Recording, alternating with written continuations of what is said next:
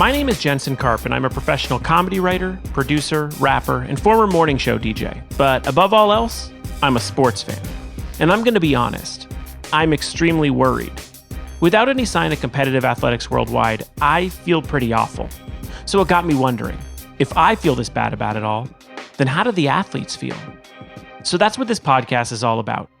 I'm talking to the athletes and sports industry professionals to see what they're up to, how they're holding up. Are they looking into living on that weird Dana White UFC island? And if so, do they have a +1? I'm asking for a friend. Anyway, this is the No Sports Report. Adam Rippon is a national treasure. The American figure skater is the only man to win back-to-back World Junior titles, and in 2018, he captured the bronze medal in Pyeongchang. But more importantly, he captured America's heart. By placing at the Winter Olympics, he became the first United States openly gay male to win a medal at the event. And he did it with style.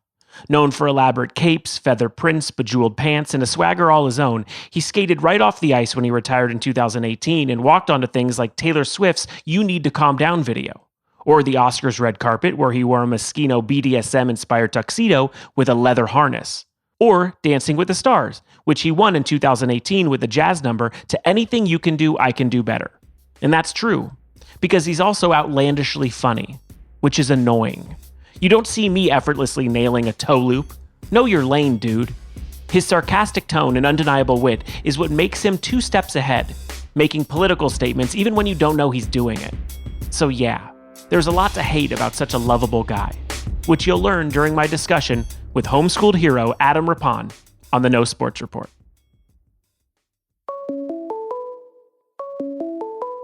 Call from Adam Rippon. To accept, press 1. Hello. Hey, Jensen. Yes. Hey, this is Adam. How are you? Hey, Adam. Thanks so much for doing this. It's much appreciated. It's my pleasure. Any sort of interaction I can have with humans right now is just, the pleasure's all mine, Jensen. I do like when people ask if I can fit something in my schedule, and then I pretend to look at something and then say yes. Well, I just like work emails are so grim, where it's I hope this finds you well in these circumstances. It really just sounds like it's the end of the world. We are all in the same place, so I am fine with you just saying hello and then following through with the business email. I don't think I'm having it any worse. I think the world of Hollywood and entertainment, we're okay. There are other people we should be worried about that are sick or less privileged than we are, but boy, this is boring. Yeah. That's a work email I could sign off on. Absolutely. For sure. Give me a day in Adam's life during this time. Okay. Well, I think for Los Angelenos, it's not the worst thing because in New York, everything you do is super close. You have to take the train with people. You're always walking everywhere. And in Los Angeles, you're always in your car by yourself or whatever. So we're kind of used to the traveling part that we don't need to do. I think it's the not seeing everybody that's tough. Yeah. But for my daily routine, I'd love to take you step by step. Please. As it's a meticulous process of getting, I'm a true newsman, so this is what I want. And I'm sure here really to just help you, Thank you. Help yourself. Thank you. So basically, the day sort of starts where the last one ends, is what I would say. So, let's take yesterday, for instance. Sure. I sort of slowly faded through the end of the night that sort of bled right into a 4 a.m. end time. Mm-hmm. So I went to bed around 4 a.m. Oh, I woke up maybe about an hour ago. Sure. But that, Jensen, will not dictate what time I go to bed tonight. Could be in a few hours. Yeah. Could be in a few days. And clocks are obsolete. You know what? When they said flatten the curve, I didn't know that they meant time. Sure. So I think that was the hardest thing for me. But I've been trying to figure out what time zone I'm actually living in because I'm living normal hours. Mm-hmm. But I think me living in LA, I have just been living constantly on Honolulu time is basically where I mentally am right now. You're very healthy. You have a healthy sleeping pattern. It's just for a different state. Oh, yeah. I have a top bill of health, actually, right. And just not for where I'm living, I Correct. guess. Right. I'm not following the right moon cycle. Well, I feel doing some research, I was like, oh boy, Adam does not have it necessarily easy considering you have family all across the country and your boyfriend JP is currently in Finland. So I don't even know if time zones should even be brought into the equation because it would be too hard for you to keep in touch with all these people. How are you doing that? So it is like, time is sort of feels irrelevant right now. So my mom and I have a few siblings out on the East Coast. And then right now I have a sister that lives on the West Coast, but she went back to spend time with my mom. So I'm the only one on the West Coast right now. And then my boyfriend is in Finland right now, so he can't come over here. So I'm kind of just like, last night my mom called me and it was 10 in LA. So it was like 1 a.m. on the East Coast. And of course I thought she was calling me to tell me something bad because it's like 1 a.m. Sure. And I get on the phone with her and she's like, "Hey, what are you doing?" And I'm like, oh my God, is my mom really calling me, doing like a hey you up right now? And she did. Has no idea. Yeah, no idea what time it is. Yeah. None. People have fallen in love with her over the years. She's been such a supportive mother. You've kind of included her all over the place in videos and such. How is she holding up? I mean, she was definitely insane before this happened, Right. but I think this is really like the nail in the coffin for her. Yeah, we have similar mothers, which is great. And it is heartbreaking though, because my mother lives very close to where we are, so we have been able to drive by each other. We've been able to sort of say hello. She gets to see my newborn kind of in passing through a window, which is brutal. Oh my God. I know it's brutal, but seeing her in sort of the mask and the gloves, I mean, it really truly feels like an apocalypse film.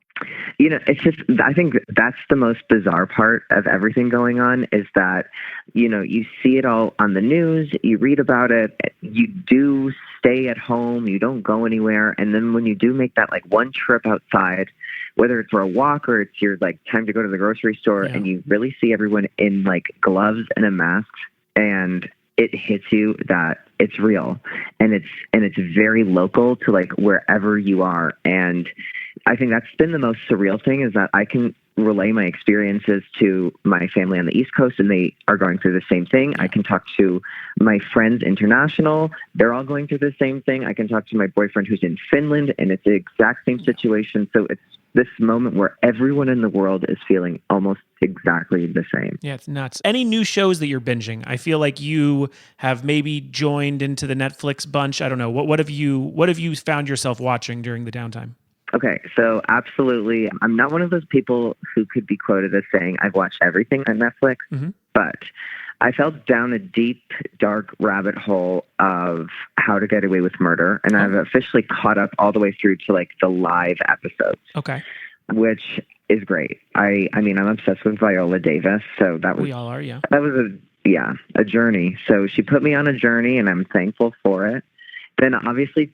That is slightly more highbrow than, like Tiger King or whatever that everyone's watching. Well, here we go. I did fall down the rabbit hole of Tiger King. I haven't finished it yet because I'm trying to slowly make it through so that I can like seamlessly blend this into like the bonus episode that's going to be coming out. But right now my like fascination of Joe Exotic and Carol Baskins is just, it's peaked. Yeah, possible murderer Carol Baskin. Yeah. Yeah, I think that's how she goes by, actually, officially. She has a business card.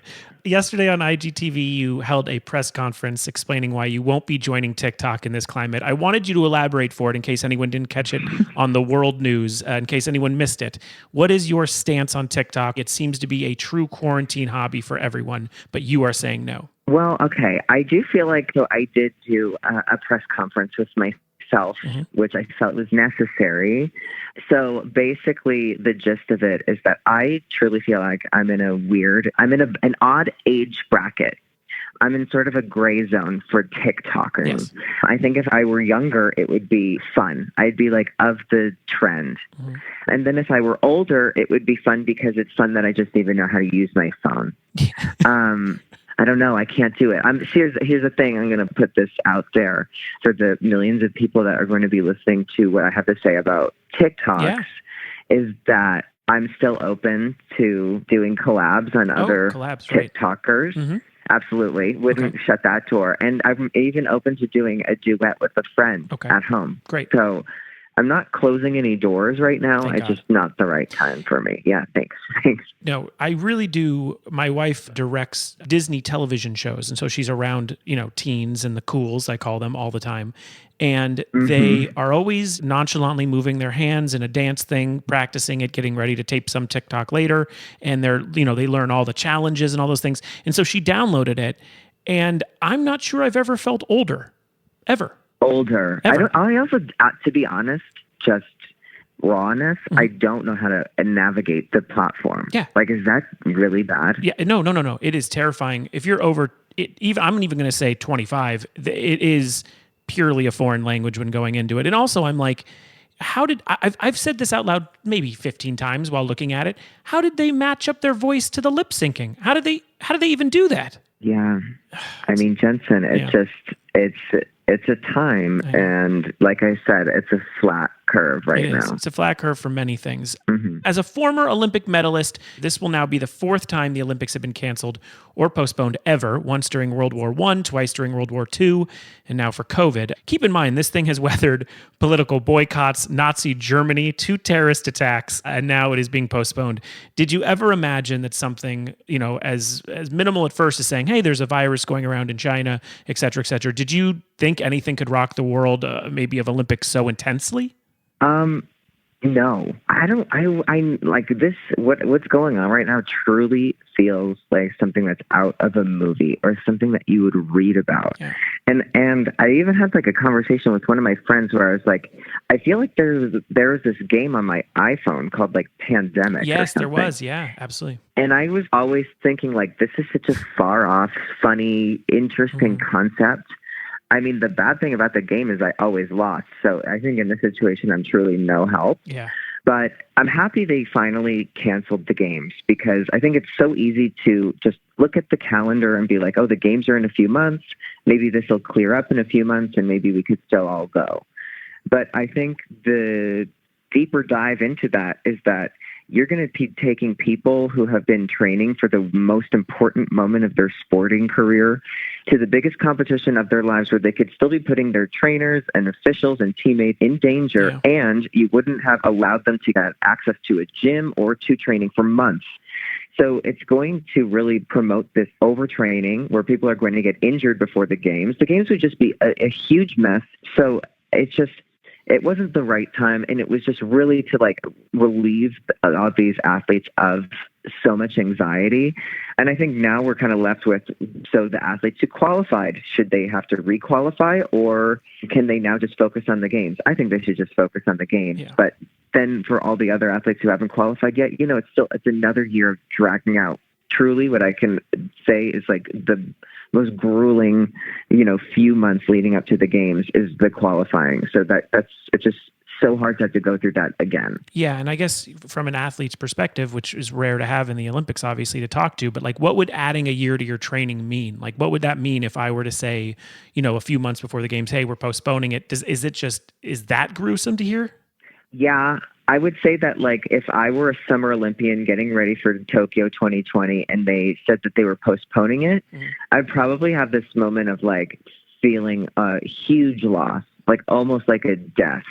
Because, I think now as, like, a retired athlete, when I look around and I see things and it feels like, it's like the next thing. But I remember, like, as I was getting ready for 2018 was like a year I had ingrained in my brain ever since I had started training for the Olympics. So that was a year that I had, focused on for 20 years. Yeah. And then if somebody at the end of the day was like, we're going to move it, you put all the pieces of the puzzle.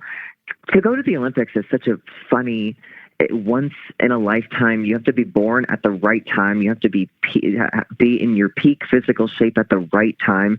And then to basically tailor make everything you're doing your entire life to be in that right time. And then for somebody to be like, oh, actually, it's going to be next year. Yeah. It's like very jarring, not impossible.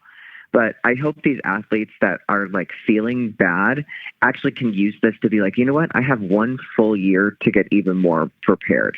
But it's a tough call. Yeah. I mean, I am in nowhere near Olympian shape, but I know the difference for me between 39 and 40 this past year.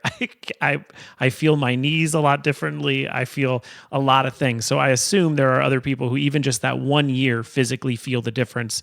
And so I guess I feel bad for them, if that's a thing you can feel. Oh, yeah. I mean, even if you think of like women's gymnastics, like some of them are like in peak form at 16, and when they're 17, their bodies start to change and they lose some elements. Yeah. So now you're going to be taking girls who like have been ready their whole life. They're going to be 16, and now maybe their bodies are going to completely change within this 1 year. Sure, that's nuts. And then it's another year of pounding for like whatever you're doing. Yes. And I really didn't realize how much I was putting on my body until I retired. Mm-hmm. And then once I like stopped training every single day, once it wasn't like my job, I realized like, oh my God, I guess it isn't normal to be working out for like 12 hours a day. I could have told you that. I should have called you, I know, to be you should have. honest, and asked.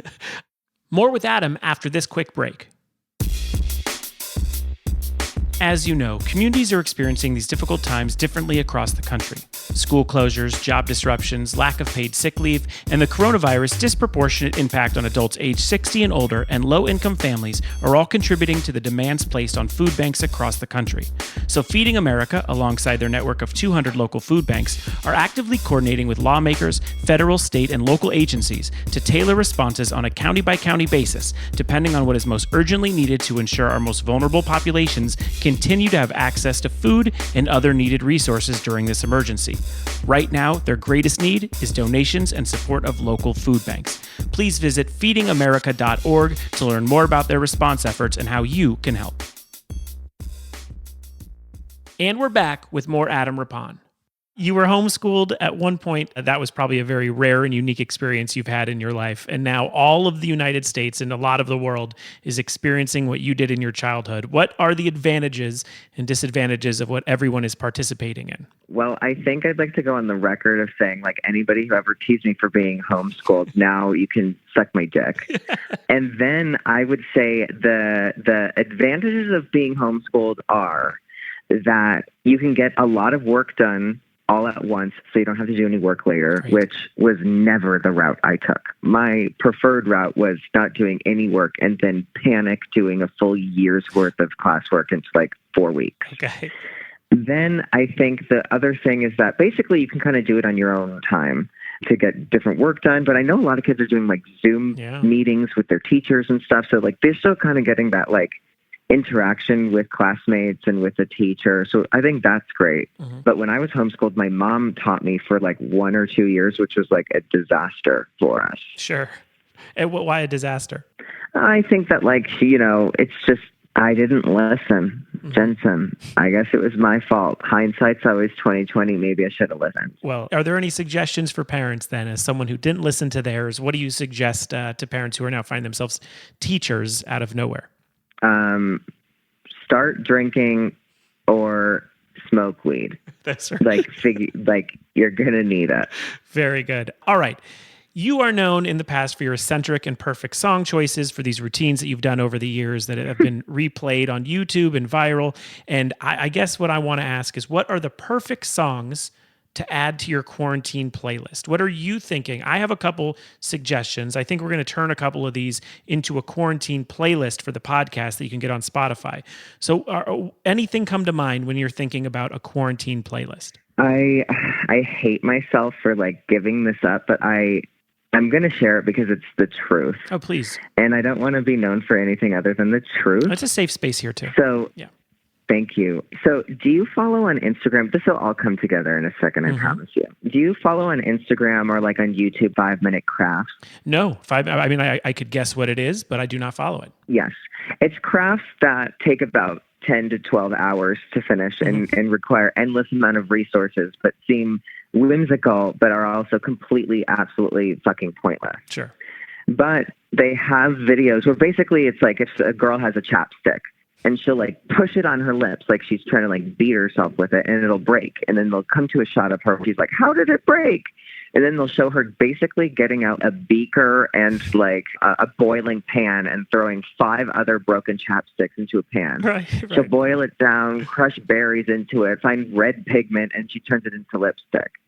So I'm fascinated by these videos, as I love impracticality. So in the background of these videos, they play different, I think, unlicensed music or music that they don't need to pay royalties for. Yeah, yeah. So there is this one song that I was getting stuck in my head. It's in the background of all of these 5-minute craft videos. And at first I thought it was like a joke song, but it's called Faithful Like a Blind Girl's Dog. And And I wish I was lying to you when I am telling you what I'm about to tell you, that the song slaps. It's Okay. really good. It deserves to be on this playlist, but it also deserves to be rewritten. Okay, so a couple questions. This is like a public domain song, or have you been able to find it on streaming? I've found it on streaming. Great. This is not like a YouTube only. Somebody did this in their garage. Okay. My initial reaction to it was that this song had to have been written in another language and that it's being roughly translated, and that has to be some sort of phrase. Okay. That like, oh, needle in a haystack. Right. Like it has to be some sort of phrase in another language, because in English it is not translating well. No, I was bummed I didn't use it in my marriage vows. But it also, it sounds you can like always renew. You can always I know, we can always renew. I wonder, the way you're saying it, it's almost like the way when you go to karaoke and the videos don't match the songs, but you're like, I bet you it does in Japan. If this was a German song, like Fliction, Hangen, Blind, Girls, Dog, like I'd be like, that maybe means something to them. Okay. Like maybe that's like, oh, oh God, that what a beautiful thing. Maybe it's like their version of I love you or something. But, over here, it means you've chosen a blind girl and you've associated her therapy guide dog as it's a lot to take in. It's an odd choice of words. I'm really going out on a limb and just assuming it means something really valuable to another nation. Listen, morality never gets in the way of a bop, so I understand. No. Here's a couple of my selections. See if it brings up any for yours to add to the playlist. I Think We're Alone Now. I went with the Tiffany version, so I've already picked one cover. I went with One Is the Loneliest Number. That is also a cover by Amy Mann. I did not pick the Three Dog Night version. And then I did Here I Go Again on My Own by Whitesnake. I think that would be a kind of a hype one rather, One Is the Loneliest Number will bring me very, very down. Yeah. I think Here I Go Again brings me back up. Well, I can tell you, Faithful Like a Blind Girl's Dog will bring it up. Okay. That'll raise the fucking roof. Great. It'll make up for any downers you got in that playlist. Well, let's hope we make a trend. All right, so very good picks. I'll add some more to the playlist and we'll post it after the podcast. All right, my most important part here, this is the thing I was so excited to have you on. You are a fashion icon known for some incredible looks and fits over the years. Quarantine chic is something that has come up in my mind over and over again. Are there certain things, because we're going to get into what I wear during this time, but are there certain things that you want to recommend to people overall during this time? Something fashion related? I doubt a lot of us are changing a lot. That's something to keep in mind. But what should we be wearing during quarantine season? I think right now in these times, if you are wearing denim at home, I think you need to take a real hard look in the mirror and figure out what happened to you as a child, because something bad happened and you're relaying that experience into the discomfort you're wearing when nobody has an idea what you look like. I know. Imagine being the partner who has to stare at you in jeans. Like, what are you doing, sir? Absolutely. Because, if my partner was wearing jeans, I would take a pair of my own jeans and walk right up to them and be like, where did the bad jeans touch you when you were a child? Show me where. Because that's the only reason you'd be wearing denim at home. So I think you should be comfortable. And then I think a lot of us, we're either just hanging at home with our family, and if we're taking some meetings, it's all about dressing up from the waist up. Great. Everything from the waist down, that's fair fucking game. Yeah. Do whatever you want. Nobody's going to see you. Nope. Nobody's looking. Great. I call those Anchorman fits. That's amazing. Yes, that's so true. Anchorman fits. All right, so I've sacrificed myself here. We have sent you 3 actual outfits. These are not bits that I have worn during quarantine to walk my dog. It's the only true outing I have every day. I have no idea what my inspiration was. I know I was going mostly for comfortable and for what I could do quickly. Just get it over with. I'm willing to have them critiqued. All 3 of these pictures will be seen in our show notes. I will try my hardest to get listeners up on it and explain to them what you're looking at. But please have mercy on me. First up, we have Zombie Jensen. This is a sleep shirt I'm wearing. For everyone who knows, sleep shirt is just a shirt that's a little too big for you. I don't know why we did that in our nation, but if you have a shirt that's just a little too large, it becomes a sleep shirt exclusively. It is from the rap group Flatbush Zombies. I'm wearing also Bullet Club sweats. They somehow, not on purpose, tucked into my multicolored socks, and I'm wearing Fila slip-ons. The outfit, in your mind, you should think of something that someone would wear while waiting for Maury to give you paternity results. what do you see Zombie Jensen as? This is real. Okay, well, I just, before we even start this, I have to tell you that, like, I was impressed with the looks. Okay. So this probably won't be the dig that you're looking for, but I'm going to really hype you up for Thank these. you. This is probably, of the looks that we're going to be looking at, this is maybe my least favorite, but something I would still wear. Okay. There's nothing I love more than a sock that has a sweatpant tucked into it, because that screams to me, yeah, I don't care. Great. And that's what I really love about this. I think your dog in this photo, yes, they are really speaking volumes with just their look. I know. Can we get this over with? He's so disgusted. That dog, by the way, is named Brunch because he's super white. So you see, I love that. Yeah, we've really brilliant. We've leveled a lot onto him. So this one is your least favorite, but it is still a look. LEWK. This is absolutely still, like, I'm loving the sleek tee. I would wear that out and about. I love an oversized tee. I'm really loving the sweatpants. I think your overall demeanor is, you're owning, you know what you're wearing. You're not embarrassed. You're owning what's happening to you right now. Thank you. And it's just really nice to see that those poop bags on the keychain are, like, kind of popping through. Great. Self-awareness is key. Poop bags also important. All right. Second up is the Keith sweatsuit. Now, this is a sweatsuit where there's a graphic of 80s R&B singer Keith Sweat, the same exact graphic on both the crew neck sweater and on the leg of the sweatpants. It's the same exact graphic, hence Keith sweatsuit. This does fit better. This doesn't have as baggy of a look. Again, with the same slip-ons, no socks here, which gives me a real Hobbit look with the feet.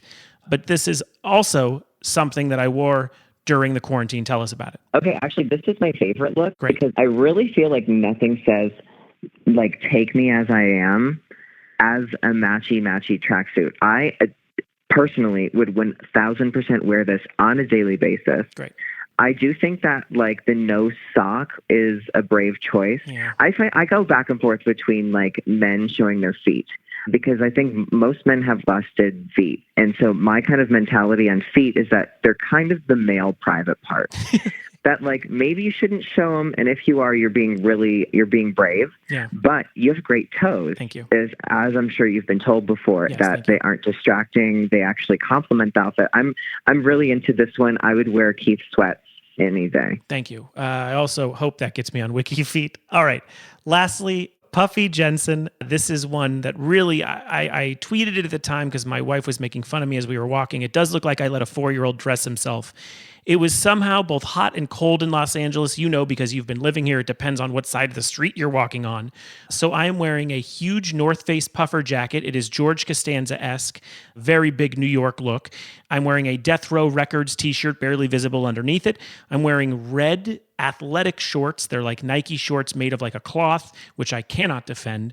I am also wearing calf socks. Okay, the calf socks. One of them, didn't even notice till I walked out of the house. One of them is Doc Brown, and the other is Marty McFly from Back to the Future. And I'm also wearing Air Jordan 1s from their recent Couture collection that they released that I like very much, but they're not tied. They're just kind of a slip-on at this point. This is definitely later in the quarantine now where my judgment and thoughts have gotten away from me. I feel like this is what the bad guy Billie Eilish is warning people about. You tell me what you think about it. I think the bad guy Billie Eilish is warning us about is an excellent descriptor of this look. Thank you. I can tell you're putting less caution to the wind, but I don't blame you. This look is classic New York, where it's blizzard on the top, tropical on the bottom, where the short really comes in. I probably wouldn't be wearing this look, but I probably have worn this look within the last 2 weeks. Okay. Yeah. So, he without sin cast the first stone. Yes. I can't say really much about it, but I think if you're asking me, your strongest looks are in your matching sweatsuits. Yeah, Keith the sweatsuit. Strongest looks because they're the most comfortable, but it makes you look the most put together. I appreciate it. I do also in the last one look like an Uncut Gems extra. It's just a bad New York look. Is there anything from this time as we wrap up here? Is there anything from this time during the pandemic that you think we've adapted to that we should stick with as we move forward? Well, one thing is I've really connected with so many more people than I ever did on a daily basis. Mm-hmm. And I don't know how possible that is when we all get working again and out getting integrated back into our normal lives. But I think that in a way where I felt like so disconnected from so many people that like I've actually felt connected to people I haven't felt connected to in a really long time. And I think that's sort of been one of the beautiful things of this. Great. And I hope that we're able to kind of keep that and stay connected with each other, because we shouldn't just wait for a crisis to happen to reach out and just see how our friends are doing. Yes, good one. All right, so now on to the last stupid thing. I've been giving every athlete, everyone I interview, suggestions as to what they might be able to do during quarantine. So here are 3 things I came up with for you, Adam, things that we could join in to your current schedule. All right, first up, I know from watching the Cools on the internet that tie-dye is in. I think it's time for you to go look in your closet for some white items and learn how to tie-dye. I'm down for that. Okay. Okay. Do you have any suggestions of dyers? I mean, I have salsa. I just Well, no. I don't. Yeah, no, not salsa, not sriracha. I think you're going to have to go to, I mean, the only place that's open is Hobby Lobby. I'm not sure that they will accept us with open arms at all. All right. Okay. Noted. I'm writing it down. I'm not promoting Hobby Lobby by any way, shape, or form. I just want to readdress that. Yeah, Okay. This is actually not, they're not a sponsor of the podcast. They're an anti-sponsor. Okay. Whatever the opposite of a sponsor is. Okay, moving on. Quarantine. They actually bill you. Yeah, they bill you. Okay, I'm you so did not sorry. say their name. I'm ruining your show. They sent you a bill. Okay. Secondly, quarantine vlogs. Now, I am a huge fan of your YouTube channel. You are very popular there. People might want to hear from you from within inside the house. So I'm saying just pick up a GoPro that you got or use your phone and some quarantine vlogs. I think that's an excellent suggestion. Great. Those are both real. And the other one is, I thought it doesn't really work time zone wise in the quarantine vlogs, but I was thinking also if you wanted to just run your FaceTime or your WhatsApp while you're sleeping, and then your boyfriend could also sleep, and then you guys could technically sleep together, but that doesn't really work with the 10-hour difference. You know what? There is a kink in that plan, but it's not the worst thing I've ever heard, because I think with everything going on, nobody really knows what time it is. So it's like, you know, when you're on 2 swings together, yes, and you start swinging and you're together, and then all of a sudden you're all off, right? Yep. But then all of a sudden you get synced up again. I think that's sort of like what our sleeping schedule is going to be like. So even though he's on the other side of the world, our swings might be swinging together pretty soon. I mean, you heard it here first. You guys are swingers. Okay, and then lastly, my final suggestion is Adam's Ribs. It is jumping into the idea. I know it's not a good time to open a restaurant. That's a bad idea, but this could just be out of your house, and it's like a Grubhub type of situation where you make barbecue and then someone delivers it. I like this. Okay. I like it. I like Adam's Ribs. One, because I've eaten so much here in quarantine that I haven't seen my own ribs in at least 4 weeks. Yeah. So at least somebody would be benefiting from them. Yeah. I'm going to be like Marilyn Manson. I'm getting them all removed. Yeah. I don't need them anymore. They're just visual. They're not needed. Adam Rippon, thank you so much. You are a brilliant interview. I appreciate it. And I wish you all the safety and all the health and all of the synced up time zones for your family and your boyfriend. Much love. And hopefully we'll talk soon when this thing's all done. Oh, I would love that. Jensen, thanks so much. You stay safe. And I hope that your mom can see your newborn soon. All the best to your whole family. Thanks for chatting with me. It was a lot of fun. All right. Take care, buddy. Bye. The No Sports Report is produced and distributed by Treefort Media. The show is executive produced by Kelly Garner, Lisa Ammerman, and me, Jensen Karp. Our series producer is Matthew Kugler. Tom Monahan is our senior audio engineer and sound supervisor, with additional production help from Tim Schauer, June Rosen, and Haley Mandelberg. With production and editing by Jasper Leak. Our theme music is composed by Spilkus. If you've enjoyed what you've heard, please subscribe, rate us, and review us on Apple Podcasts. You have nothing else to do. Send it to your friends, tweet, share, post about it, do whatever you can. And please visit feedingamerica.org. And if you're able to make a donation, any amount will help make a difference. And you can learn more about other ways to help on their website. For more information on the No Sports Report, links to the socials, and for our show transcripts for the hearing impaired listeners, please go to treefort.fm. Be safe and be well.